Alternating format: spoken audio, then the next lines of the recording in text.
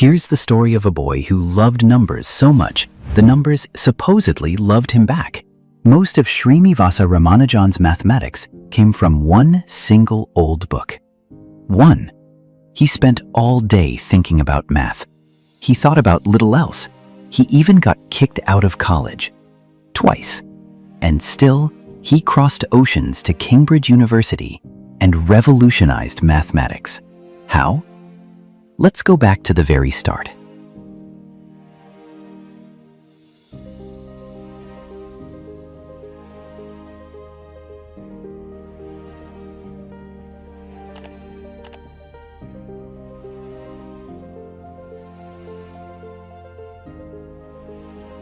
Ramanujan was born on December 22, 1887, in a small town named Erode in southern India.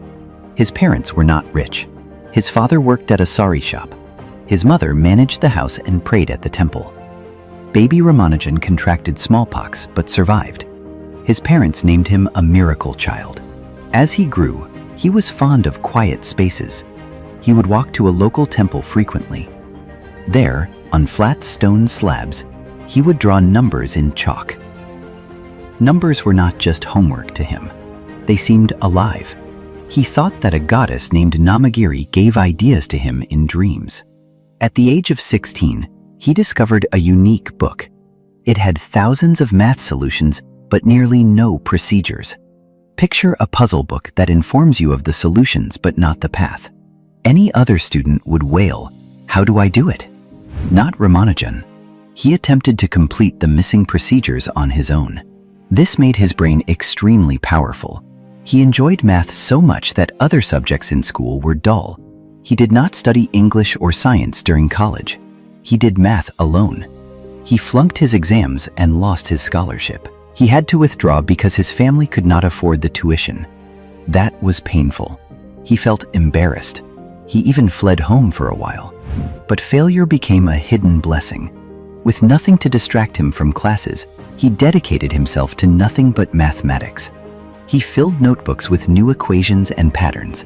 Not 10 equations, not 100, thousands. He wrote and wrote, like someone copying notes from the heavens. He got married young, like everyone did back then. His wife's name was Janaki. He had to work for a living, so he worked as a clerk in the port of Madras. He spent all day copying numbers. The salary was meager. The work was boring. But here was a stroke of luck. His employer was interested in math too. The employer instructed him, "Write to well-known mathematicians in England. Show them your work." Ramanujan wrote letters. 2 large professors refused. They couldn't make sense of his unusual style. Then he wrote to someone named G.H. Hardy at Cambridge. The letter was 10 pages. There were crazy formulas. Some resembled magic tricks. Hardy gazed at the pages. Was it a joke? An error? Pure brilliance? Hardy showed the letter to his colleague, J.E. Littlewood. They spent late into the evening verifying the formulas. Some were familiar. Many were novel. The 2 men finally exclaimed, "Nobody can fabricate this. This has to be genuine." Hardy replied to India, "Come to Cambridge." But there was an issue. You see, Ramanujan's family religion held that it was bad to cross the ocean. He might be disqualified from his community. He was conflicted. Then his mother had a dream. She dreamed that the family goddess told her to release her son. And that changed everything. Ramanujan traveled to England in 1914. He learned how to use a fork and to knot a tie. He met Hardy in Trinity College.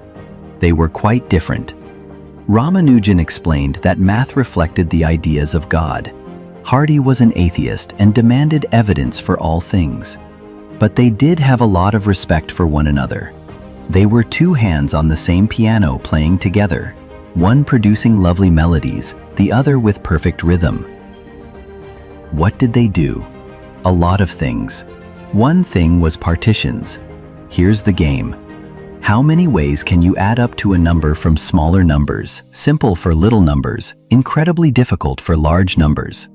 Ramanujan and Hardy discovered formulas to approximate these gigantic counts with startling precision. Ramanujan also enjoyed patterns with continued fractions, theta functions, and other such fancy names. If those words are intimidating, imagine them as covert tools that transform chaotic problems into tidy solutions. He was able to perceive shapes within numbers like an artist recognizes faces in clouds. Another well-known anecdote is about a taxi number. Hardy went to see Ramanujan and told him that his taxi was 1729, which he considered a dull number. "Not dull," said Ramanujan. "It's the smallest number that can be expressed as a sum of two cubes in two ways." He meant 1729 equals 1 cubed plus 12 cubed equals 9 cubed plus 10 cubed. He realized that right away. Most of us would require a calculator and a snack break. He even developed lightning-fast methods to compute pi, the number 3.14159, that never ends. Ancient techniques required millions of steps to produce a few correct digits. One Ramanujan formula gets many digits in one term. Computers applied his concepts decades later to compute millions of digits of pi. Not bad for a man with one book. But formation are not easy in England. The weather was wet and cold. Food was scarce due to World War I. Ramanujan was a vegetarian, so he prepared simple fare and sometimes skipped meals. He became terribly ill, perhaps the tuberculosis, and certainly a vitamin deficiency. One time a student discovered him shivering in his room, had slept on the blankets. He didn't know you were meant to sleep underneath them. Others assisted, but the illness and sorrow increased. Something terrible occurred in 1918. Ramanujan felt desperate and went through a railroad platform and onto the tracks. A guard noticed him and pulled a switch. The train barely stopped in time. He was rescued. He received assistance and rest. That same year, he also got big honors. He was elected a Fellow of the Royal Society, one of the youngest, and then a Fellow of Trinity College, the first Indian to receive that.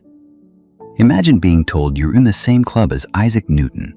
He wrote to Hardy that he was grateful beyond words. In 1919, he traveled back to India to recover. He continued to do mathematics. At the beginning of 1920, he wrote Hardy one final letter. He mentioned something new he had termed Mach theta functions.